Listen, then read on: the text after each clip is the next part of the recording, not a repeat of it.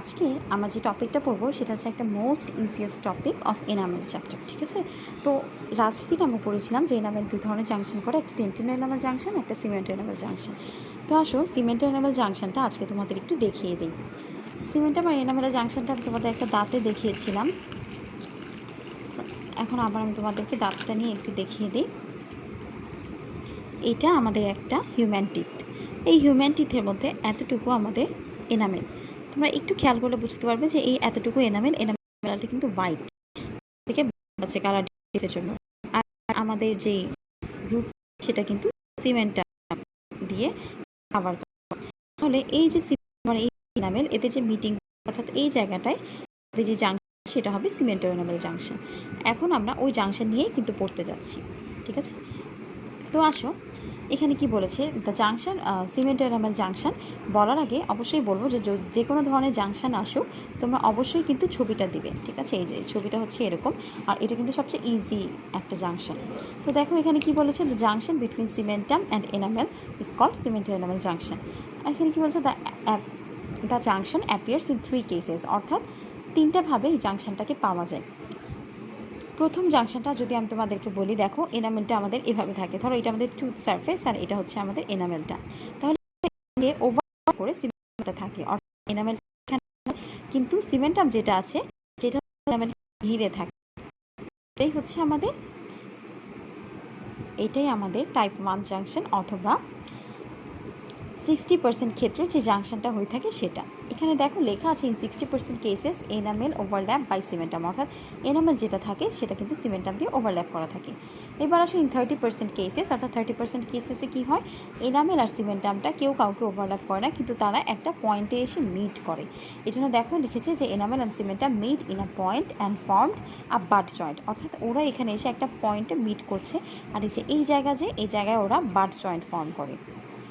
এবার আসো 10% কেসেসে কী হয়, 10% কেসেসে enamel and cementum don't meet and they form a gap junction. আচ্ছা, তো এই যে এনামেল আর সিমেন্টাম তারা মিট হচ্ছে না, তো এখানে গ্যাপ থেকে যাচ্ছে। এখন বলো তো যে 3 জাংশনের মধ্যে জাংশনটা সবচেয়ে বড় আর জাংশনটা সবচেয়ে খারাপ। যেহেতু এনামেল আর সিমেন্টাম মিট করছে না আর এখানে গ্যাপ যাচ্ছে, জাংশন সবচেয়ে খারাপ হবে। কেন বলো, যেহেতু এখানে কোনো মিট হচ্ছে না, অর্থাৎ এই জায়গাটা এক্সপোজ থাকছে।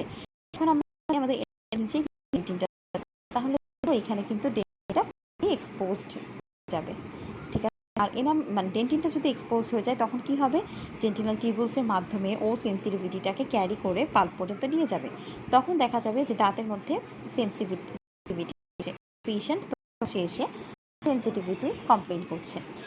এই ছিল আমাদের সিমেন্টের জাংশন, যেখানে 3 জাংশন নর্মালি মনে রাখবে 60%, 30%, 10%, অর্থাৎ 60% কেস এটা করা থাকে সিস্টেম দিয়ে, 30% কেস এনামেল আর সিমেন্টটা পয়েন্টে এসে করে, আর 10% কেসে এনামেল আর সিমেন্টটা করে না, তারা এক্সপোজ থাকে। এখন ভাইভা কোশ্চেন সেটা হলো এই জায়গাটা যে এক্সপোজ থাকে, তাহলে এখানে এক্সপোজ থাকলে কি হবে, ডেন্টিনটা এক্সপোজ হয়ে যাবে। ডেন্টিন এক্সপোজ হলে কি হবে, ডেন্টিনাল টিউবুলসের মাধ্যমে সে পাল্প পর্যন্ত সেন্সিটিভিটিটা ক্যারি করে নিয়ে যাবে, যার কারণে পেশেন্ট সেন্সিটিভিটি কমপ্লেন করবে। তো এই ছিল আমাদের সিমেন্টো এনামেল জাংশন। বলো এটা সবচেয়ে ইজি না? এই পর্যন্ত তোমরা এনামেলে যা যা পড়েছো তার মধ্যে সবচেয়ে ইজি পার্ট হলো এই সিমেন্টো এনামেল জাংশনটা। যখনই তোমাদের এটা আসবে তখন তোমরা সুন্দর করে একটা ছবি এঁকে দিবে আর অবশ্যই পয়েন্টগুলো লিখে দিবে, তাহলে হয়ে যাবে। এবার আসো আমরা পড়বো স্ট্রাকচার অফ এনামেল। এটাও কিন্তু অনেক ইম্পর্টেন্ট আর প্রফে প্রায় এসে থাকে। তো যখনই এটা কিন্তু তোমাদের ভাইভাতেও জিজ্ঞেস করতে পারে যে স্ট্রাকচার অফ এনামেল, অর্থাৎ এনামেলটা কী কী দিয়ে তৈরি, তখন তোমরা বলবে enamel is composed of enamel rod, অথবা এটার আরেকটা নাম হলো এনামেল প্রিজম। তারপরে বলবে রড শিট, আর 3 নম্বরে বলবে সিমেন্টিং ইন্টার রড সাবস্টেন্স। আচ্ছা, এনামেল রড সম্পর্কে আমরা একটু ডেসক্রিপশনে পড়বো, তার আগে বলি রড শিটটা কী জিনিস। শীট অর্থাৎ কাভারিং, রড শিট বলতে এই যে এনামেল রডটাকে কাভার করে থাকে যেই শীটটা, সেটাই হলো রড শিট। আর বলেছি সিমেন্টিং ইন্টার রড সাবস্টেন্স। আচ্ছা, ইন্টার মানে কি? ইন্টার মানে হচ্ছে দুইটার মধ্যে, অর্থাৎ একটা রড থেকে আরেকটা মানে রডের মধ্যে যে সাবস্টেন্সটা থাকে সেটাই হলো আমাদের সিমেন্টিং ইন্টার রড সাবস্টেন্স। এখন আসো ইন্টার আর ইন্ট্রা, এই দুটো নিয়ে কি তোমাদের কনফিউশন লাগে? ইন্ট্রা অর্থাৎ কি আর ইন্টার অর্থাৎ কি? এখানে যেহেতু বলছে ইন্টার রড সাবস্টেন্স, তাহলে এটা কি হবে, এইটা হবে দুটোর মধ্যে। ঠিক আছে, এটা তোমরা কিভাবে মনে রাখবে জানো?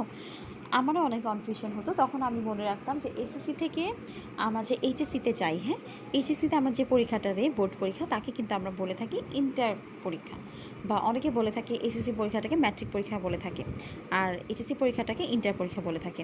তো ওখান থেকে আমি মনে রাখতাম যে এইচএসসি যেহেতু আমাদের দুইটা ধাপের একটা মধ্যবর্তী পর্যায়, সেই দুইটা কি, একটা হচ্ছে আমাদের স্কুল লাইফ আর একটা আমাদের ভার্সিটি লাইফ। স্কুল আর ভার্সিটি লাইফের মধ্যবর্তী যে পর্যায়টা সেটাই হলো আমাদের কলেজ লাইফ, অর্থাৎ ইন্টার লাইফটা। তো এই ইন্টার লাইফটা যেহেতু দুইটা লাইফের মধ্যবর্তী পর্যায়ে বোঝাচ্ছে, তার মানে ইন্টার মানে হচ্ছে দুটো। আর যদি তোমাদের বলা হয় ইন্ট্রা, অর্থাৎ INTRA, যদি বলা হয় ইন্ট্রা, তখন সেটা মনে রাখবে ইন্ট্রা বলতে কিন্তু ভিতরে বোঝায়। যেমন আমরা বলি ইন্ট্রা স্কুল কম্পিটিশন, অর্থাৎ ওই স্কুলের ভিতরে যে কম্পিটিশনটা সেটা হচ্ছে ইন্ট্রা স্কুল কম্পিটিশন। আর যদি আমরা বলি ইন্টার, তখন ইন্টার বললে বুঝবে যে ইন্টার বলতে এখানে দুটো বোঝাচ্ছে, ঠিক আছে। তো আসুন এনামেল রড সম্পর্কে পড়া যাক। এখন দেখো এনামেল রড জিনিসটা কি। এনামেল রড হলো basic structural unit of enamel, অর্থাৎ আমাদের এনামেলটা যেটা দিয়ে তৈরি তার একদম বেসিক স্ট্রাকচার ইউনিটটা হচ্ছে এনামেল। আচ্ছা বলো তো, মানুষ কী দিয়ে তৈরি? তোমরা সবাই কিন্তু কলেজ লাইফে পড়ে এসেছো যে আমাদের হিউম্যান বডির একটা ফাংশনাল আর স্ট্রাকচারাল বেসিক যে স্ট্রাকচারটা সেটা কিন্তু থাকে সেল, তাই না? ঠিক একইভাবে এনামেলের যে বেসিক স্ট্রাকচারালটা, সেই বেসিক স্ট্রাকচারাল ইউনিটটাই হবে আমাদের এনামেল রড। এখন আসো, এটা তো আমরা দেখলাম এনামেল রডের ডেফিনেশন। এরপরে তোমরা বলবে লোকেশন। আর তোমাদের বলেছিলাম যখনই কোনো শর্ট নোট আসবে চেষ্টা করবে ডেফিনেশন, লোকেশন, অ্যাপিয়ারেন্স, ছবি সব কিছু কিন্তু আলাদা আলাদা করে দিতে। তাহলে আসো ওর লোকেশনটা আমরা কীভাবে দিব। হ্যাঁ দেখো, it extends from the dentin এলিমেন্ট জাংশন টু সারফেস এনামেল, অর্থাৎ আমরা যে ডেন্টিন এলিমেন্ট জাংশনটা পড়ে এসেছিলাম, আমাদের এনামেলের ডাইরেকশনটা কোন দিকে, ডেন্টিন এলিমেন্ট জাংশন থেকে তারা সারফেস এনামেলের দিকে যাওয়া শুরু করবে। যেহেতু ডেন্টিনটা আগেই ফর্ম হয়ে যায় আর এনামেলটা পরে ফর্ম হয়, তাহলে যে ডেন্টিন এনামেল জাংশনটা থাকবে ওখান থেকে এনামেলটা ফর্ম হওয়া শুরু করবে কার দিকে, সারফেস এনামেলের দিকে। এবার আসো ও দেখতে কেমন, অর্থাৎ ওর অ্যাপিয়ারেন্সটা কীরকম হবে। তখন তোমরা বলবে it is cylindrical in shape, অর্থাৎ ওদেরকে সিলিন্ড্রিক্যাল শেপে দেখা যায়। সিলিন্ড্রিক্যাল মানে কি, মানে সিলিন্ডারের মতো লম্বা লম্বা, যেহেতু ও দেখতে লম্বা লম্বা এই জন্যই কিন্তু ওর নাম হয়েছে এনামেল রড। এখন আসো ক্রস সেকশন, অর্থাৎ আমরা যদি ওকে মাঝখানে কেটে ফেলি বা প্রস্থচ্ছেদ করি, তখন বলেছে in cross section the roads appear hexagonal and arranged in কি হোল প্যাটার্ন। আচ্ছা, যদি আমি ওকে এভাবে প্রস্থচ্ছেদ করি তখন কিন্তু দেখা যাবে যে ওকে হেক্সাগোনাল দেখা যাচ্ছে বা কি হোল প্যাটার্নে দেখা যাচ্ছে।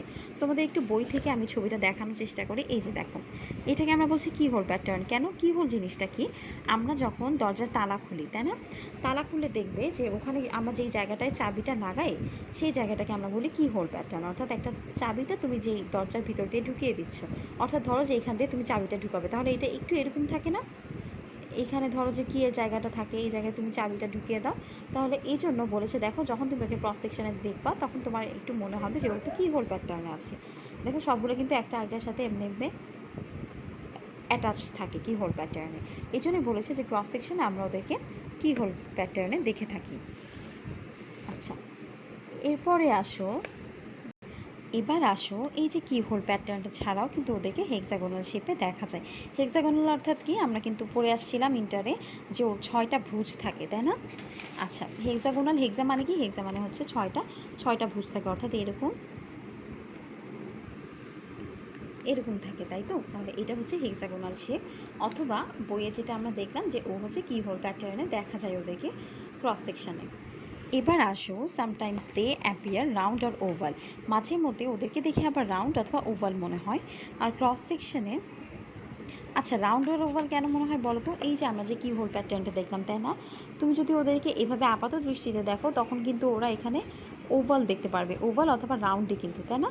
তাহলে এই জিনিসটাই ওরা বলেছে, মানে এটা নিয়েও কন্ট্রোভার্সি আছে যে এই এনামেল রডটা দেখতে কীরকম। এক এক সময় এটা সায়েন্টিস্টদের কাছে এক এক রকম লেগেছে।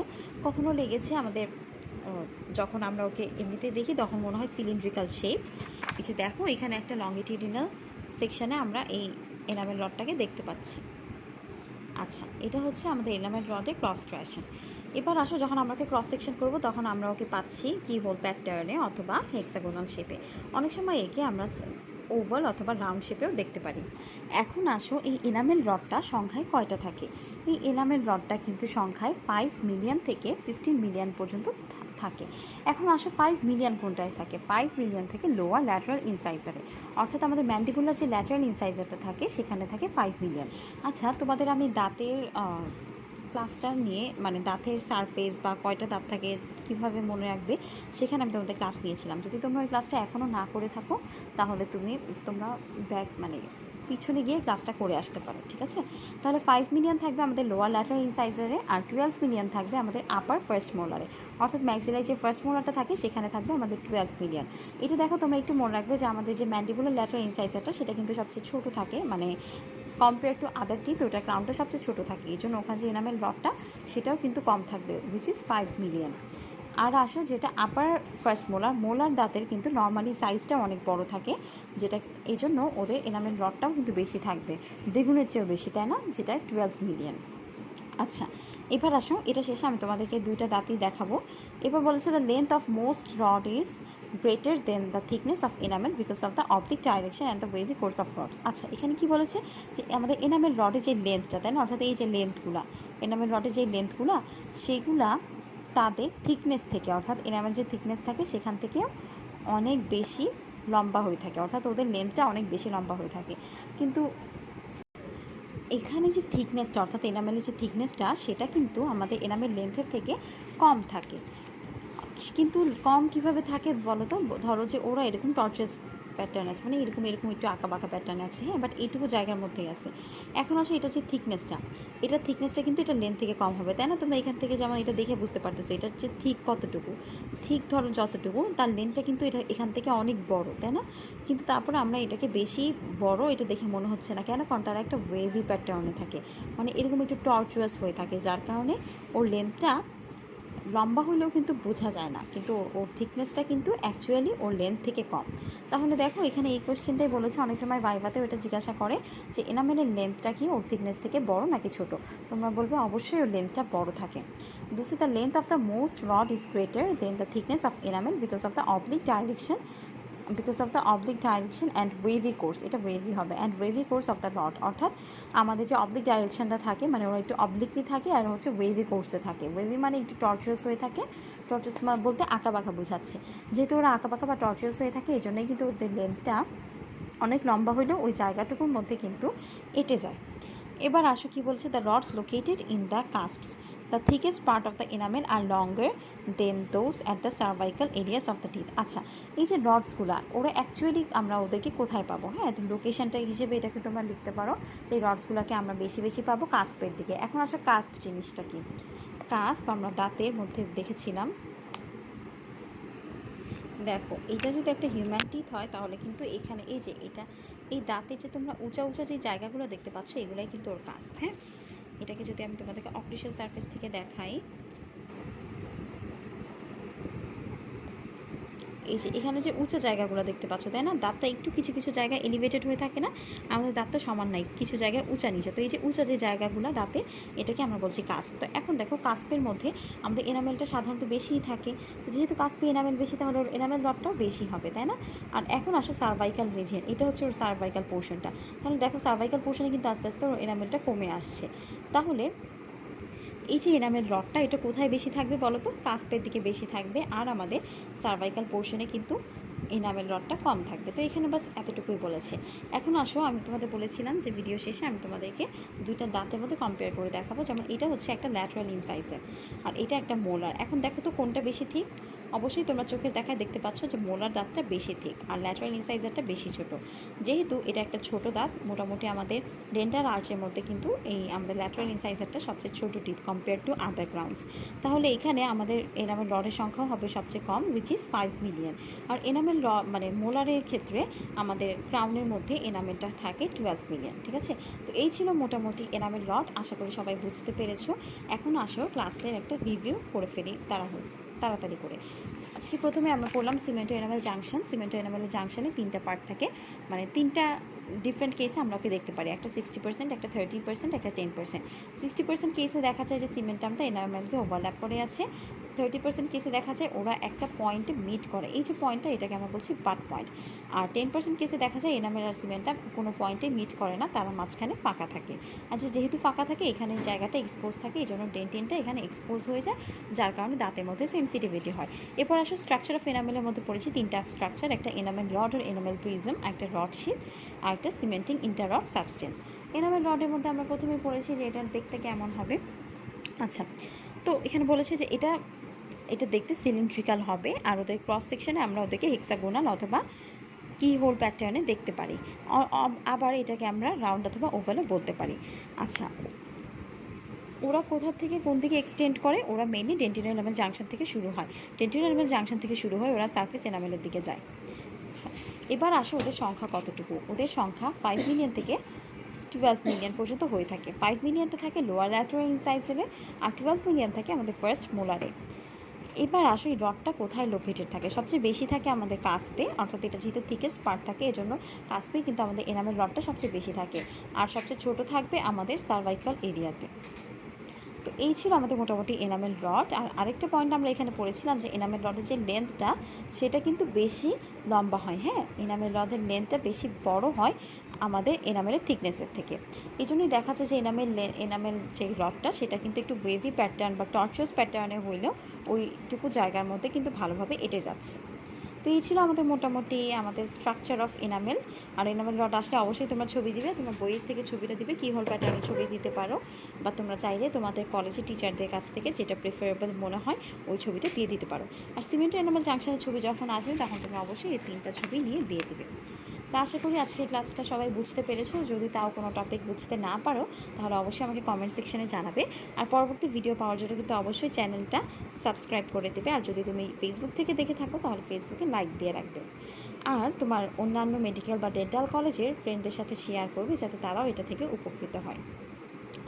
তো আজকে এখানেই বিদায় নিচ্ছি। সবাই ভালো থাকবে, সুস্থ থাকবে। আর পরবর্তীতে কোন টপিকের উপর ভিডিও চাও অবশ্যই আমাকে কমেন্ট করে জানাবে। আল্লাহ হাফিজ।